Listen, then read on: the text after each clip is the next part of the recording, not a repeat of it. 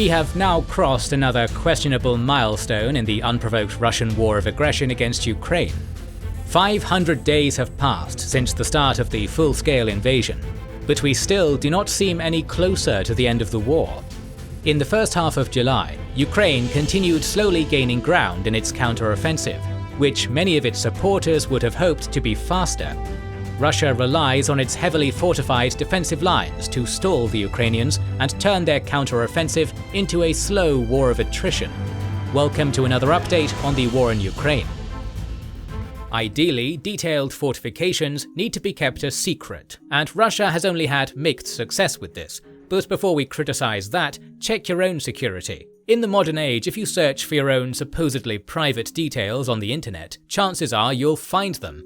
If you want to get rid of exposing data like this, use this video's sponsor, Aura. Aura is an app that provides a data opt-out service for residents of the United States, where they will hunt down places where your data is being publicly distributed and will go through the agonizing process of getting it removed so you don't have to. These days, there are loads of data brokers scraping and selling people's private info, usually leading to invasive advertisements, but also to spam post, phone calls and emails, scams, and even identity fraud. Your data can also be leaked on the dark web, which is harder to deal with, but Aura will tell you if it happens and advise you on what steps to take. And needless to say, while you could try and do all this alone, it's far better to let specialists take care of it. The Aura app also includes a VPN, password manager, credit and identity theft monitor, parental controls, and malware protection. It's an all-around internet security service.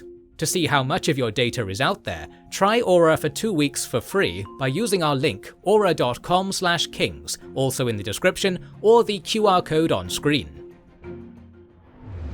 In the first half of July, the Ukrainian army continued attacking on the Zaporizhia front.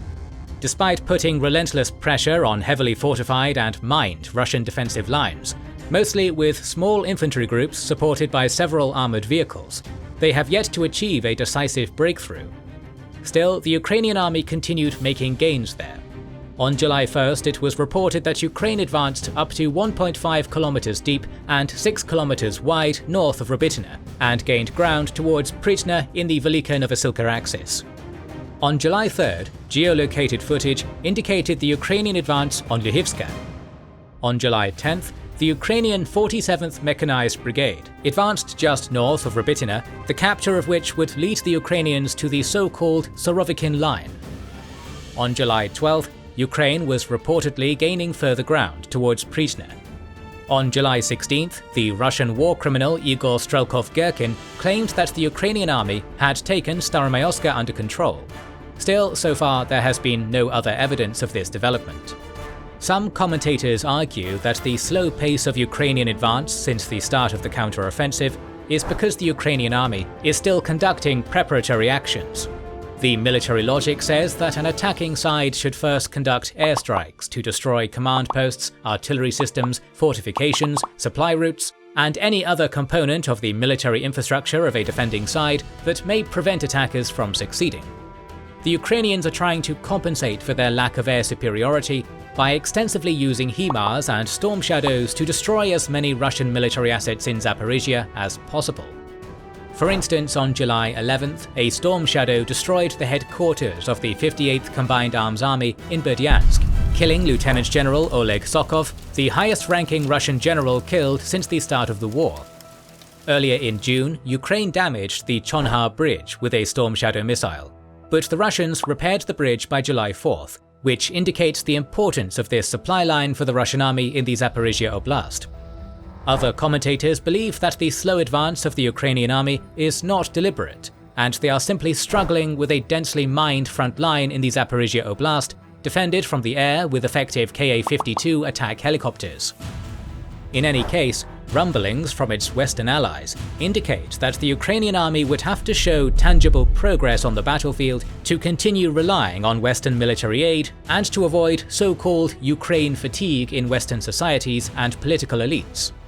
The Czech President Pavel said at the Vilnius summit that there is a window of opportunity this year, and that's why many of us argue, let's give Ukraine whatever they need to extend success as far as possible to have the most advantageous position for negotiations once they start. I believe that by the end of this year, wherever operations will go on will slow down because of winter, because of fatigue, because of lack of ammunition, lack of resources, even human resources, and that might lead on both sides to the conviction that it's the right time to start negotiations. The president of Belarus, Lukashenko, told something similar to Western media. The situation should change by autumn, and we will start talking at the negotiating table. Possibly. Maybe not in September, but slightly later than that. I don't want to reveal this information, but Europeans are already talking about it. But the situation on the Zaporizhia front is making Russian military bloggers anxious too. Some of them have claimed that Russian units fighting in Zaporizhia are doing so without rotation, unlike the Ukrainian army, which regularly sends fresh units to new assaults. British intelligence has claimed that Russia has transferred the 5th Combined Arms Army and the naval infantry units, usually based near China, to the Velika Novosilka section of the Zaporizhia front to mitigate this problem. The commander of the 58th Combined Arms Army, Major General Popov, was fired from his position on July 12, reportedly for reporting to the Russian command about the necessity to rotate soldiers on the Zaporizhia front, along with complaining about the lack of counter-battery fire on the Russian side. Popov's complaint may indicate the Russian troops on the Zaporizhia front are indeed getting tired of constant assaults by Ukrainians, and do not have sufficient reserves to rotate. This would mean that if the Ukrainian army achieves a decisive breakthrough on this front, Russia may struggle with deploying reserves to contain it. Following his dismissal, Popov made a statement where he accused the Russian military command in the style of Prigozhin. The AFU failed to defeat our army on the front, but the superiors hit us from the rear. They treacherously and dishonorably beheaded the army in the most tense and difficult moment. Even if no military commander openly supported and joined Prigozhin in his March of Justice on Moscow, some have apparently borrowed his public relations style. News of the Russian generals fired or arrested continues to swirl in the interwebs. The Ukrainian army continues to maintain its presence on the left bank of the Dnipro. On June 30th, the Russians launched an Iskander ballistic missile on the Antonivsky Bridge and Ukrainian soldiers to destroy the Ukrainian bridgehead. The chief of the Russian Occupation Administration in Kherson, Saldo, stated that the Russian Dnieper group of forces attacked Ukrainian forces in the Antonivsky Bridge area and cleared the left bank of the Dnipro from the Ukrainian presence. But this apparently was another propaganda story, as Ukrainians continue to control the Dacha area north of Oleshki. Ukraine made further gains in the Bakhmut section in this period.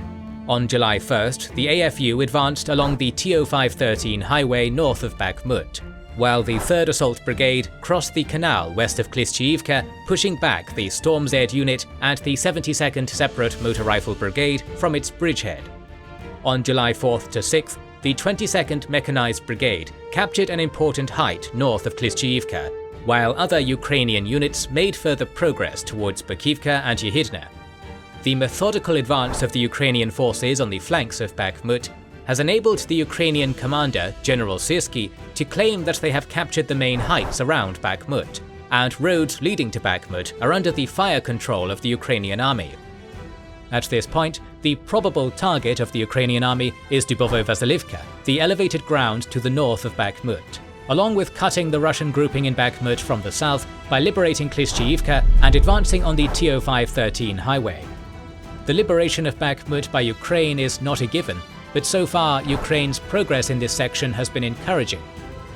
Regaining Bakhmut after months of heavy and costly battles would be a huge propaganda win for Ukraine, and negate all Russian gains from its winter counteroffensive. Despite losing ground on other fronts, the Russian army has had some success on the North Luhansk front. The Russians have been applying heavy pressure on the Kupiansk, Kreminna, Dibrova, Novoselivska and Torska sections of the front. On July 6th, the Russians captured the railway station of Novoselivska. On July 10th and 13th, news of the Russian advance towards Torska and Dibrova was reported. The Ukrainian command will need to find a solution to the problems posed by the Russian army on this front. Their advance on the Zaporizhia front, which appears to be the main direction of the Ukrainian counteroffensive, has been modest, and losing ground elsewhere would be bad optics for Kyiv. Ukraine depends on Western military support, and losing ground may decrease the enthusiasm of Western societies to supply Ukraine with weapons in what they may perceive as an unwinnable war. But despite these concerns, Western military aid continued flowing into the country while additional pledges were made. On July 1st, Spanish Prime Minister Sanchez announced a €55 million military aid package, while Ukrainian and Slovakian arms factories agreed on producing new 155mm self-propelled guns. On the 5th of July, the Dutch government announced the second support package of 2023 for Ukraine worth €118 million. It will be dedicated to the humanitarian and infrastructural needs of Ukraine. On July 6th, the Ukrainian Brigadier General Gromov stated that Ukraine expects Turkish T-155 foot-in-air self-propelled howitzers, while Finland pledged more anti-aircraft weapons and ammunition worth €105 million. On July 7th, the USA announced yet another military aid package for Ukraine, which includes 32 Bradley infantry fighting vehicles, 32 Stryker armored fighting vehicles, more munition for Patriot and HIMARS systems, AIM-7 anti-aircraft missiles, Stinger and Javelin anti-tank weapons, 31 155mm howitzers, 105mm and 155mm artillery shells, demining equipment, Penguin UAVs, tactical vehicles, and most importantly, DPICM cluster munitions. Cluster munitions contain many bomblets, which are let loose once the munition opens up mid-air. Bomblets explode once they hit a hard surface. They are designed to destroy as many military targets as possible in a concentrated area, and are effective against infantry waves, entrenched targets, and even armored vehicles. The United States has been criticized for its decision to supply Ukraine with cluster munitions by human rights groups and its allies, which have signed the Convention on Cluster Munitions. The convention prohibits the use of cluster munitions due to their deadly impact on civilians, sometimes long after the war, since not all bomblets inside cluster munitions detonate immediately after the impact with a hard surface. None of the United States, Russia, or Ukraine have joined the convention. Russia has already used cluster munitions in Ukraine on numerous occasions, which have been documented. Ukraine hopes that using DPICM as their artillery munition will increase the effectiveness of their artillery fire by greatly enhancing their lethality. They are likely to be effective against Russian trenches simply by virtue of being capable of harming more soldiers in a concentrated area. Ukraine has already started using DPICM. Also on July 7th, Czechia pledged more helicopters and ammunition for Ukraine, while Germany announced a new military aid package which includes a Beaver armored bridge layer, a DACHS engineering armored vehicle, 6 HX-81 heavy-duty tractors, anti-drone sensors, and tools for radio interference. On July 9th, the Wall Street Journal claimed Poland secretly gave about a dozen Mi-24 attack helicopters. On July 10th, the Ukrainian Minister of Strategic Industry, Kamyshin, announced that Ukraine has started building a plant which will produce Bayraktar drones, while the German Rheinmetall Corporation announced that a plant producing armored vehicles, including tanks, will be opened within the next 3 months. On July 10th, the South Korean Defense Ministry reported that they sent non-lethal military aid to Ukraine. July 11th and 12th were particularly fruitful to Ukraine due to the NATO summit in Vilnius, which we will talk about in a bit. On these days, France promised to send its equivalent of Storm Shadow, Skal-PG long-range cruise missiles. Australia pledged 30 Bushmaster protected mobility vehicles and E-7A Wedgetail early warning aircraft, which will protect humanitarian and military supplies. Germany announced its intention to transfer 2 more Patriot systems, 25 Leopard 1 tanks, and 40 Marder infantry fighting vehicles, while refusing to send their Taurus long-range missiles. Norway announced the increase of its Ukraine military support fund from $240 million to $930 million, along with promising 2 more NASAMS air defense systems and 1,000 Black Hornet microdrones.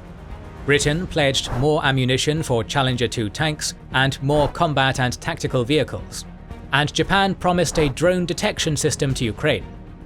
On July 14th, Bulgaria announced a military aid package which included 100 armored vehicles, while South Korea offered $52 billion to finance reconstruction projects in Ukraine.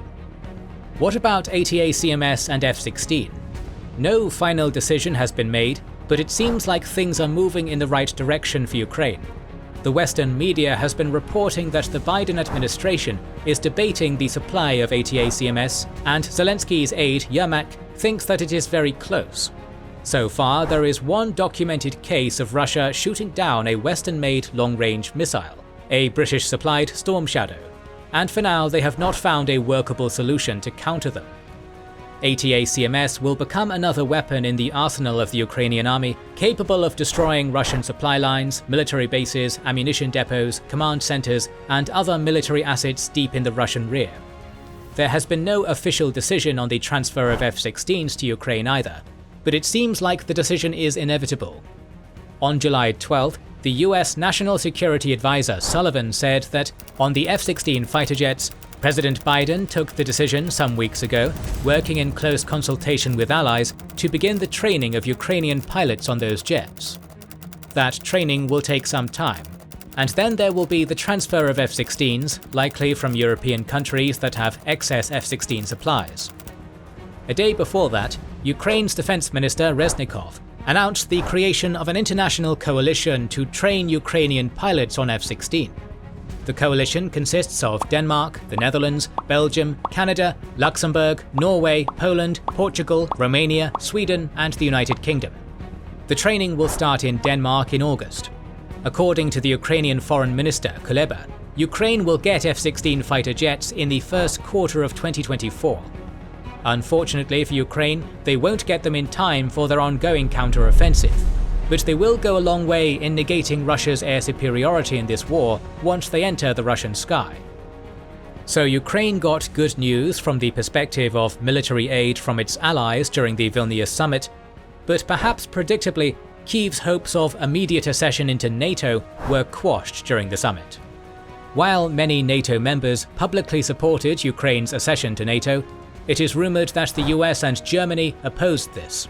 In the end, the decision was not to offer immediate membership to Ukraine, but to eliminate the Membership Action Plan for Ukraine and give assurances that it will become a NATO member after the war, and once it implements membership requirements such as fighting corruption, modernization of the state apparatus, and transitioning the Ukrainian security and defense to NATO standards. While the Ukrainian government wanted immediate accession to NATO, it would have been too optimistic to expect all NATO members to accept Ukraine into the organization at a time when it was fighting a war with Russia. Ukraine's membership in NATO may have created an unclear situation with regard to the obligations of its allies during the war with Russia. The Biden administration continues its careful policy of balancing between supporting Ukraine and trying to avoid escalation from Russia. The interesting development here is the activation of Turkey in its visible support to Ukraine. Previously, Turkish President Erdogan publicly supported Ukraine and provided some weapons to the Ukrainian army, but positioned itself as a mediator more than anything, by ensuring the grain deal and hosting talks between Ukraine and Russia in Istanbul at the beginning of the war. On July 7th, Erdogan stated, "Undoubtedly, Ukraine deserves NATO membership, a point that I have always defended insistently." Then, Turkey released Azovstal POWs, whom, earlier in the war, Russia agreed to transfer to Turkey in exchange for guarantees of their stay in Turkey until the end of the war. This obviously infuriated the Kremlin, but there is not much Russia can do at the moment to retaliate. Turkey is one of the few countries in the Western coalition that has maintained relations with Russia, and Ankara is buying Russia's energy at the time when the Kremlin is losing its share in the European market. Russia has indicated several times that it does not intend to prolong the grain deal, but the media has reported that Turkey is willing to continue assisting Ukraine with its grain exports by ensuring the security of the grain corridor in the Black Sea. The internal situation remains tense for Russia too. The economic situation is difficult, as for the first time since March 2022, the US dollar exchange rate went over 92 rubles. The Wagner story continued to develop in this period. The St. Petersburg-based Fontanka reported that on July 2nd, Russian authorities returned all Wagner assets they had captured during the rebellion. On July 5th, Lukashenko stated that neither Prigozhin nor Wagner fighters were in Belarus yet. 2 days later, a Wagner commander codenamed Lotos told in an interview that they would go to Belarus after resting in August. However, on July 14th, the Belarus state media claimed that Wagner commanders were already in Belarus and had started training the territorial defense units of Belarus. On July 10th, a sensational news story came about in Russia. Apparently, Putin met with Prigozhin and key Wagner commanders 5 days after the rebellion on June 29th. Both Putin and Prigozhin confirmed that this meeting indeed took place. According to Putin's spokesperson, Peskov, the Russian president talked about the rebellion with Wagnerites and offered them contracts in the army, and they expressed their support to Putin. Later, Putin personally commented on this meeting, making truly surprising statements. According to Putin, he offered all Wagnerites to remain together and fight under their commanders, to which apparently many Wagnerites nodded in support, only for Prigozhin to say, "No, the guys do not agree with this decision." The fact that Prigozhin got his money back, then met with Putin and openly rejected his offer, which for some reason Putin admitted personally, only a few days after an armed rebellion against him, killing several Russian servicemen and destroying several helicopters, is truly astonishing. Putin defeated Prigozhin's rebellion, but for some reason continues to appease him instead of dealing with him and punishing him like he probably would have done in his prime as a strongman. This is all happening while Surovikin and several of his aides still remain incommunicado, perhaps in prison. Despite rumors of dismissal, Gerasimov is also still making media appearances as the chief of staff of the Russian military. But it has not all been bad news for Russia in this period. According to Russian sources, Russia and Iran agreed on opening a plant to produce Iranian drones in the Republic of Tatarstan. Iranian-made drones continue to harass Ukraine's airspace and keep the Ukrainian air defenses busy. Also, according to Reznikov, the Russians have learned to jam HIMARS by developing their electronic warfare systems. He has urged Ukraine's Western partners to develop a countermeasure to this new problem. According to the Institute for the Study of War, as of July 9th, Ukraine liberated 253 square kilometers since the start of their counteroffensive. In contrast, Russia has captured 282 square kilometers since January 1st. The independent Russian media outlets Medusa and Mediazona have conducted a joint study with the statistician Dmitry Kobek, in which they calculated that roughly 47,000 Russians have died since the start of the war in Ukraine. The study is based on the National Probate Registry records and does not take pro-Russian proxies in separatist regimes and missing or captured persons into the equation. Ukrainian sources claim that the actual figures are actually much larger, but there is no way to know this for sure at this point in the war.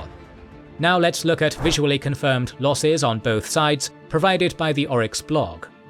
For Russia, these are 2,125 tanks, 4,321 vehicles, 247 command posts and communication stations, 809 artillery systems and vehicles, 237 multiple rocket launchers, 83 aircraft, 99 helicopters, and 266 drones. For Ukraine, these are 573 tanks, 1,749 vehicles, 15 command posts and communication stations, 335 artillery systems and vehicles, 47 multiple rocket launchers, 68 aircraft, 31 helicopters, and 152 drones. Our series on the Russian invasion of Ukraine will continue, so make sure to subscribe and press the bell button to see it. Recently, we have started releasing weekly Patreon and YouTube member exclusive videos. Join the ranks of patrons and YouTube members via the link in the description or by pressing the button under the video to watch these weekly videos, learn about our schedule, get early access to our videos, join our private Discord, and much more. Please consider liking, commenting, and sharing, it helps immensely. This is the Kings and Generals channel, and we will catch you on the next one.